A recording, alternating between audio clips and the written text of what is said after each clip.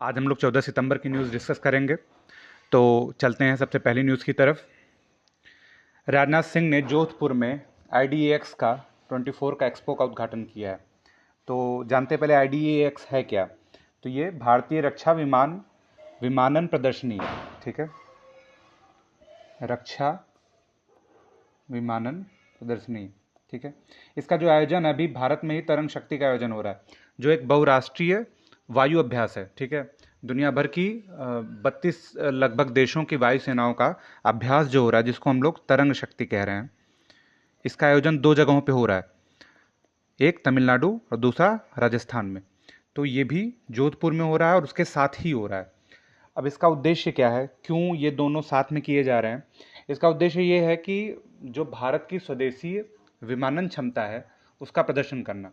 अब ये देखिए, ये जो एक्सपो हो रहा है इसमें पार्टिसिपेशन किसका है?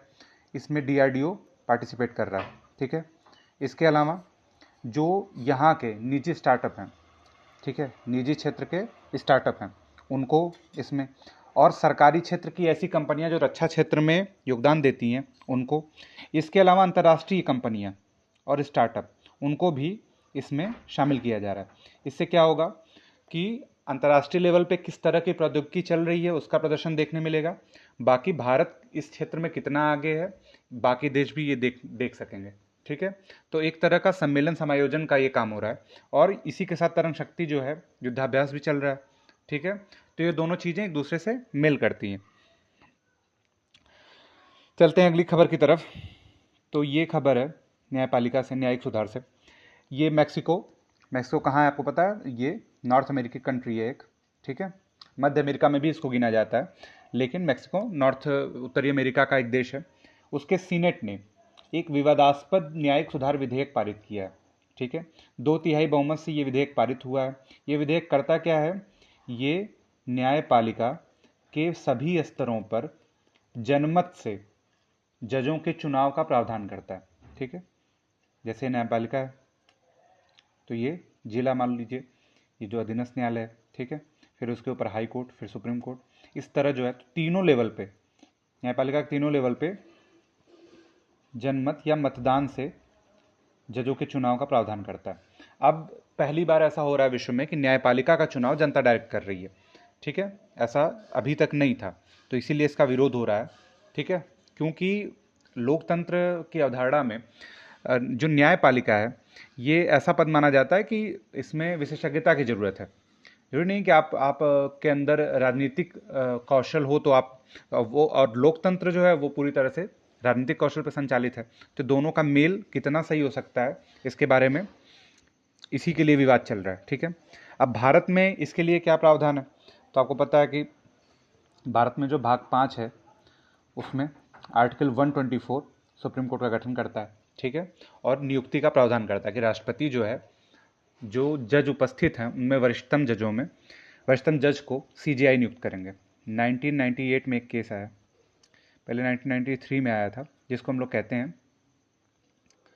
फर्स्ट जजेस केस।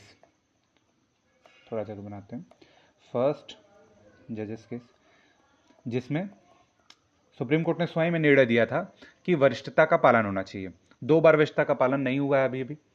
जो इंदिरा गांधी का टेन्योर था उसमें 2 बार वरिष्ठता क्रम का उल्लंघन हुआ है, मतलब जो वरिष्ठतम सदस्य है उसको बाईपास करके जो उससे जूनियर है उसको CJI बना दिया गया। लेकिन 1993 के बाद ये प्रथा, मतलब कोर्ट ने ये वाद में ये बताया कि ऐसा ही होना चाहिए, तब से ऐसा हो रहा है। ठीक है, और भारत में जो न्यायिक मतलब जज हैं, सुप्रीम कोर्ट के जज या हाई कोर्ट के जज, इनकी नियुक्ति कॉलेजियम से होती है। ठीक है, कॉलेजियम से होती है। इसमें एक CJI रहता है, 4 और जज रहते हैं। ये 1998 का केस है। ठीक है, इसको सेकंड जजेस केस कहते हैं, सेकंड जजेस केस कहते हैं। ठीक है, चलते हैं अगली खबर की तरफ। तो जैसे हम लोग अभी पिछले दिनों DG यात्रा पढ़ रहे थे। ठीक है, DG यात्रा क्या करता है? तो DG यात्रा जो सार्वजनिक क्षेत्र के पत्तन है, मतलब एयरपोर्ट्स हैं, उन पे परिचालन पारगमन सुविधा प्रदान करता है। मतलब आप एंट्री के समय जो आपका पासपोर्ट चेकिंग हो रहा है या टिकट है या जो भी है, जितने भी सिक्योरिटी पर्पज़ हैं, उन सब में ज़्यादातर चीज़ों को ऐप पे उपलब्ध करा के आपका समय बचा रहा है। मतलब जो समय आपका एयरपोर्ट पे एंट्री से लेके हवाई जहाज में बैठ के उड़ने तक के बीच का समय जो है, इस समय को घटाने का काम कर रहा है। ठीक है, इससे क्या होगा, इससे जो ट्रैफिक है, एयर ट्रैफिक है, और उनके बीच में जो समय नष्ट होता है, मतलब मान लीजिए आपको यात्रा 1 घंटे की करनी है और ये काम करने में 1.5 घंटा लग गया। ठीक है, तो ये क्या करता है, यात्रा के समय की वृद्धि करता है। तो इस दौरान क्या संसाधन वेस्ट होते हैं, 1.5 घंटा वेट करता है विमान। ठीक है, तो ट्रैफिक कम हो जाता है। जबकि अगर ये जितना ये घटेगा उतना ज़्यादा ये संसाधन का महत्तम यूज़ हो पाएगा। तो इसी के सिलसिले में अडानी एयरपोर्ट्स ने रियल टाइम एयरपोर्ट डाटा के लिए एवीओ लॉन्च किया है। अब जैसे रियल टाइम डाटा क्या होता है, मतलब कोई चीज़ जहाँ घटित हो रही है उसको वो आपकी मोबाइल स्क्रीन पे एकदम उसी रूप में उपस्थित हो जाए। जैसे आप लोगों ने ट्रेन के लोकेशन के लिए ऐप रखे होंगे बहुत सारे, उसी तरह से उसी तरह से मिलता जुलता एवीओ लॉन्च किया है। ठीक है, ये क्या करता है, ये एयरपोर्ट्स के बारे में रियल टाइम डेटा देता है। ठीक, अडानी एयरपोर्ट्स ने लॉन्च किया। बहुत सारे एयरपोर्ट, लगभग 7 जो है अंतर्राष्ट्रीय एयरपोर्ट्स जो हैं वो अडानी अभी हैंडल कर रहा है। ठीक है, और केवल इंडिया के ही नहीं, इंडिया के बाहर के भी। और जो ऐसे मतलब ये अब इतना प्रचलन हो गया है कि क्या बीजेपी स्टेट्स और क्या वामपंथी स्टेट, मतलब केरला का भी पोर्ट हैंडल कर रहा है। ठीक है, तो इसलिए मतलब इस क्षेत्र में इनकी विशेषज्ञता हो गई है। ठीक है, चलते हैं अगली खबर की तरफ। ये खबर जो है वो क्वाड से रिलेटेड है। क्वाड समझेंगे, क्वाड क्या है पहले इसका समझते हैं। 21 सितंबर को विलिंगटन, ये यूएसए में, यहाँ पे क्वाड का शिखर सम्मेलन होगा। ठीक है, 4 देश क्वाड के मेंबर हैं और इन्हीं चारों के बीच में ये बारी बारी से अलग अलग जगहों पे होता है। चारों मेंबर कौन कौन से हैं, इंडिया है, जापान है, ऑस्ट्रेलिया है और ये यूएसए। ठीक है, तो अब ध्यान दीजिए, तो इसमें बाकी जो 3 देश हैं इनकी सीमाएं प्रशांत से लगती हैं और ऑस्ट्रेलिया और इंडिया की सीमा हिंद से लगती है। ठीक है, ये तीनों प्रशांत और इंडिया, ऑस्ट्रेलिया, हिंद। तो ये हिंद प्रशांत क्षेत्र में शांति स्थापित करने के लिए तथा मतलब विकास की तरफ अग्रसित होने के लिए ये क्वाड बनाया गया था। कब बनाया गया था, ये 2004 में बनाया गया था। ठीक है, 2004 में असल में एक सुनामी आई थी उस दौरान। तो सुनामी में आपदा राहत प्रयासों के समन्वय के लिए सबसे पहले 2004 में इसे बनाया गया। ठीक है, कि सहयोग किए। फिर ये लगने लगा कि अगर ये रणनीतिक और रक्षात्मक, आर्थिक, हर चीज़ से साझेदारी का हिस्सा बन सकता है तो क्वाड को फिर ऐसा रूप दिया जाए। ठीक, लेकिन उल्टा इसका क्या है, अब इसका इम्पैक्ट चाइना पे ये पड़ा, चाइना रशिया दोनों पे पड़ा। लेकिन चाइना ये कहता है कि ये एशियन नेटो है। ठीक है, ये नाटो का एशियाई रूप है जो उसको घेरने के लिए बनाया जा रहा है। ठीक है, अभी मैं बता रहा था कि इससे पहले यूएसए ने कोरिया और जापान के साथ मिलकर एक अभ्यास किया, तो उसके प्रतिक्रिया में रूस और चाइना ने मिलकर जापान सागर में नॉर्दर्न अटलांटिक जो नाम से एक युद्धाभ्यास कर लिया। ठीक है, तो ये एशियन नेटो कहता है इसको, क्वाड को। तो इसने दबाव बना के लगभग ऑस्ट्रेलिया को 15 सालों तक इसके ऊपर दबाव बनाया। इसके वजह से 2017 तक ये जो संगठन है क्वाड, 2017 तक शिथिल पड़ा रहा। मतलब इसमें कोई प्रोग्रेस नहीं हुई, केवल ये बन गया। एक चीज़ और ध्यान देना, 2004 में जो बना था ना, ये वहाँ के एक पीएम हुए, शिंजो अबे। ठीक है, जापान के, उनके प्रयासों से बना था। ठीक है, इसके लिए उन्हें रेमन मैग्सेसे भी मिला था। ठीक, भारत में भी उनको पुरस्कार पद्म विभूषण मिला था। तो 2017 में ये आखिरकार ऑस्ट्रेलिया जब इसमें पार्टिसिपेशन अपना बढ़ाता है और चारों देश फिर से मिलकर इसका प्रयास करते हैं, तब से ये लगातार चल रहा है। ठीक है, इसका शिखर सम्मेलन होता है, मंत्रिस्तरीय सम्मेलन होता है और एक युद्धाभ्यास भी होता है जिसका नाम है मालाबार। ठीक, मालाबार युद्धाभ्यास होता है। तो ये हमारा हो गया क्वाड। चलते हैं अगली खबर की तरफ। तो ये भी एक संगठन है, ब्रिक्स। ठीक, और ये उसका बैंक है। तो समझते हैं, अल्जीरिया को जो ब्रिक्स का बैंक है, न्यू डेवलपमेंट बैंक, उसमें शामिल कर लिया गया है। ठीक है, तो पहले समझेंगे कि ब्रिक्स है क्या। ब्रिक्स जो है 5 विकास की तरफ अग्रसित अर्थव्यवस्थाओं का समूह है जो एक दूसरे से आर्थिक क्षेत्र में साझेदारी करते हैं। ठीक है, अब इसमें पहले ये ब्रिक था। ठीक है, बाद में इसमें एस जोड़ा गया। 2009 में ये केवल ब्रिक था, 2010 में इसमें एस जुड़ा। कौन कौन है ये ब्राज़ील है, रशिया, इंडिया, चाइना, इससे ये शुरू हुआ था, बाद में इसमें साउथ अफ्रीका जुड़ गया। ठीक है, तो ये ब्रिक्स हो गया। 2015 में इन्होंने ये किया कि एक बैंक बनाया जाए, इसका नाम एनडीबी रखा गया। ठीक है, एनडीबी बनाया, जो कि केवल ब्रिक्स कंट्री को ही नहीं, बाकी जितनी अर्थव्यवस्थाएं हैं उनको भी क्या देता है, ऋण देता है। ठीक, और उनके विकास अवसंरचनाओं में निवेश करता है। तो ये हो सकता है कि कंफ्यूजन हो जाए कि एनडीबी केवल ब्रिक्स को ही देता है, नहीं, सबको ऋण देता है। इसके बाद उन्होंने एनडीबी का विस्तार करना शुरू किया। 2021 में इसमें बांग्लादेश, यूएई, इजिप्ट और एक कंट्री उरुग्वे, इन चारों को जोड़ा। अब इसमें कौन जुड़ रहा है, अब इसमें अल्जीरिया जुड़ रहा है। ठीक है, अल्जीरिया 2024 में इसमें जुड़ रहा है। ठीक है, तो ये हमारा हो गया ब्रिक्स। चलते हैं अगली खबर पे। भारत सरकार ने पोर्ट ब्लेयर का नाम बदल के श्रीविजयपुरम रखा है। ठीक है, अभी अमित शाह ने इसका इसी घोषणा की है, और ये कहा है कि अंडमान का रोल है, और उसका रोल कैसे है ये समझते हैं। ठीक है, तो जो आज़ाद हिंद फौज का गठन हुआ था,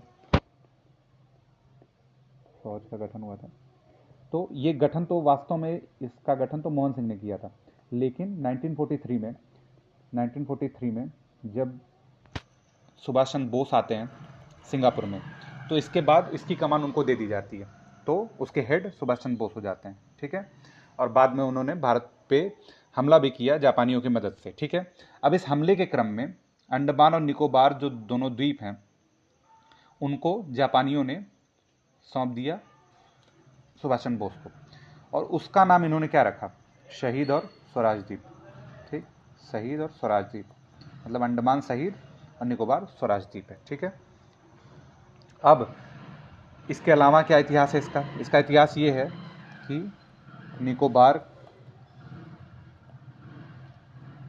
तो साउथ अंडमान जो है, दक्षिणी अंडमान और निकोबार में ही नहीं, दक्षिणी अंडमान के पोर्ट ब्लेयर में एक सेलुलर जेल है जिसमें वीर सावरकर को रखा गया, और भी बहुत सारे लोगों को रखा गया। ठीक है, सेलुलर जेल पूरी तरह से द्वीप पे बसा हुआ एक मतलब बंद जेल है। ठीक है, गुफानुमा जेल है सेलुलर जेल। ठीक है, तो ये किस तरह से इतिहास से जुड़ा हुआ है इसको बता रहे थे। चलते हैं इसकी ज्योग्राफी की तरफ। तो जो अंडमान निकोबार है, तो इसमें ये उत्तरी अंडमान है, मध्य अंडमान है, दक्षिणी अंडमान। तो पोर्ट ब्लेयर जो है वो दक्षिणी अंडमान पे स्थित है।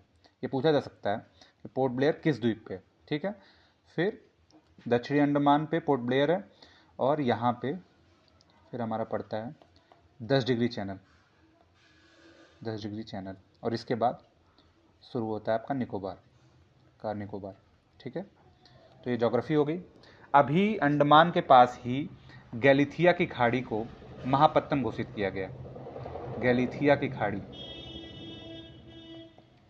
इंपॉर्टेंस क्या है इसका, जो मलक्का है, जो मलय प्रायद्वीप है, जो मलय पेनिनसुला है, मलक्का से जो भी व्यापार पूर्वी एशिया से यूरोप की तरफ होता है वो लगभग इसके आसपास से होकर गुजरता है। ठीक है, इसीलिए ये गैलिथिया की खाड़ी को मेजर पोर्ट घोषित किया गया। आप लोग जानते हैं भारत में 12 मेजर पोर्ट और 200 छोटे पोर्ट हैं। ठीक है, तो ये इसकी ज्योग्राफी हो गई। तो श्रीविजयपुरम इसका नाम रखा गया। इससे पहले 2023 में 21 द्वीपों का नाम बदल के परमवीर चक्र विजेताओं के नाम पे रखा जाएगा, ऐसा उन्होंने डिक्लेरेशन किया और रखा जा रहा है बारी बारी से। ठीक है, और इस कुछ दिन और पहले की बात यह है कि वहाँ पे एक द्वीप है, थोड़ा साफ करते हैं, एक द्वीप है जिसका नाम है रास द्वीप। इसका नाम सुभाष चंद्र बोस के नाम पे रखा गया। ठीक, 2 और द्वीप थे जिनका नाम था नील और हैवलॉक, इन दोनों का नाम शहीद और स्वराज द्वीप रखा गया। ठीक, तो एक सांस्कृतिक अभियान चल रहा है कि जितने भी अंग्रेजों के द्वारा रखे गए नाम हैं, उनकी जो पहचान है या उन्होंने जो भारत को दिया है गुलामी की निशानी के तौर पे, उसको बदला जाए और उसको स्वदेशी फिर नाम रखा जाए या पुराना नाम जो रखा जाए। ठीक है, चलते हैं अगली खबर पे। तो MSCI ने उभरते बाजार सूचकांक में भारत ने चीन को पीछे छोड़ा। तो है क्या ये बेसिकली एक इंडेक्स है, ठीक है, एक इंडेक्स है जो जारी कौन करता है, तो ये मॉर्गन स्टैनली कैपिटल इंटरनेशनल। तो बस देख सकते हैं इसको, मॉर्गन स्टैनली कैपिटल इंटरनेशनल, ठीक है, ये इस इंडेक्स को जारी करता है। इसमें इंडिया का जो वेटेज है वह 22.7% है, जबकि चाइना का 21.58 है, ठीक है। ये दिखाता क्या है, ये भारत के मजबूत बाजार प्रदर्शन को दिखाता है, बाजार प्रदर्शन और व्यापक आर्थिक अनुकूल व्यापक आर्थिक स्थिति को दिखाता है। मतलब कुल मिला के भारत में निवेश की, व्यापार की अनुकूल परिस्थितियां मौजूद हैं, ये चीज़ रिपोर्ट दिखा रही है, ठीक है। इसका इतना ही महत्व है। चलते हैं अगली खबर की तरफ। एपीडा जो है, APEDA लिखा है, एपीडा जो है, पहले तो एपीडा समझ लेते हैं क्या। भारत में जितने भी कृषि क्षेत्र से संबंधित उत्पाद हैं, ठीक है, कृषि उत्पाद हैं या डेयरी उत्पाद हैं, मत्स्य उत्पाद हैं, मतलब बुनाई से हैं, ऐसे हैं जो कृषि से ही संबंधित कोई उद्योग है, लघु उद्योग, उनके जो उत्पाद हैं उनके निर्यात के लिए इसे बनाया गया है एपीडा को, ठीक है। और एक फैक्ट याद रख सकते हैं, 1985 का अधिनियम है और 1986 में इसका गठन हुआ है एपीडा का, ठीक है। ये प्रश्न पूछा हुआ है कि गठन कब हुआ है, मिलान के लिए 4 संस्था और ये दे सकता है ईयर। तो एपीडा ने भारतीय जैविक उत्पाद को विश्व स्तर पर बढ़ाने के लिए लुलु ग्रुप इंटरनेशनल, ये यूएई का है, और एशिया का एक खुदरा व्यापार मार्केट उपलब्ध कराता है, ठीक है। मॉल की एक श्रृंखला है, खुदरा व्यापार के लिए क्या एक मंच उपलब्ध कराता है। तो एपीडा को चाहिए क्या, उसके पास उत्पाद है, निर्यात है, और उसके लिए एक प्लेटफॉर्म चाहिए जो ऐसा प्लेटफॉर्म हो जिसकी पहुंच पब्लिक तक हो, मतलब इसकी पब्लिक रीचिंग की वजह से इसके साथ समझौता किया है, ठीक है, ताकि जो भी ये सामान जो निर्यात ये करना चाह रहा है वो पब्लिक तक पहुंच सके। अब इनके मॉल के जरिए, इनके प्लेटफॉर्म के जरिए वो पहुंच सकता है, इसीलिए ये समझौता हुआ है, ठीक है। चलते अगली खबर तरफ। राजभाषा हीरक जयंती समारोह और अखिल भारतीय राजभाषा सम्मेलन। अब देखिए राजभाषा का मुद्दा तो समझेंगे अच्छे से। अखिल भारतीय राजभाषा सम्मेलन 2021 से शुरू हुआ था, ठीक है, और ये तब से चल रहा है और ये चौथा है, ठीक है। और ये राजभाषा हीरक जयंती क्या है तो समझते हैं। इससे पहले राजभाषा थोड़ा समझेंगे कि है क्या ये, ठीक। तो राजभाषा विभाग के गठन के 75 वर्ष पूरे होने पे ये जयंती मनाई जा रही है, ठीक है, हीरक जयंती राजभाषा विभाग के, ठीक। अब देखिए राजभाषा है कहाँ संविधान में, तो संविधान का जो भाग 17 है ना, वहाँ पे जो अनुच्छेद 343 है वो बात करता है, पहले समझते हैं।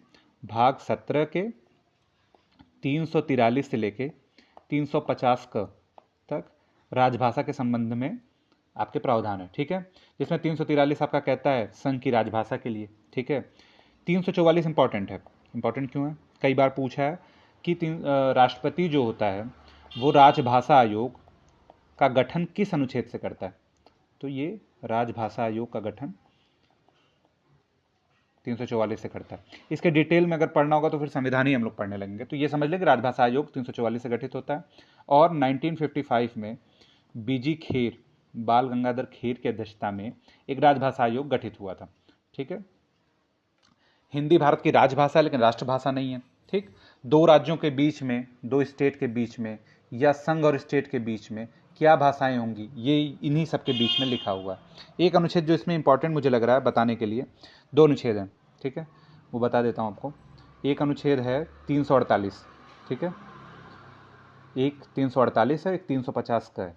तो जो 348 है, ये प्रश्न पूछा हुआ है, ये सुप्रीम कोर्ट और हाई कोर्ट की भाषा में हाई कोर्ट की भाषा के बारे में बात करती है। इसके अलावा संसदीय और विधानमंडल, मतलब पार्लियामेंट और विधानमंडल के विधेयक जो हैं उनके बारे में बात करते हैं। मतलब सुप्रीम कोर्ट मतलब न्यायपालिका और कार्यपालिका विधायिका की भाषा क्या होगी इसके बारे में 348 अनुच्छेद बात करता है।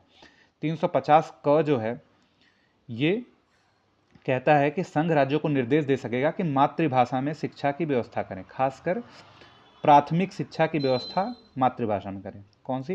प्राथमिक, मतलब 1 to 5 प्राथमिक शिक्षा की व्यवस्था मातृभाषा में की जाए। ये 350 का।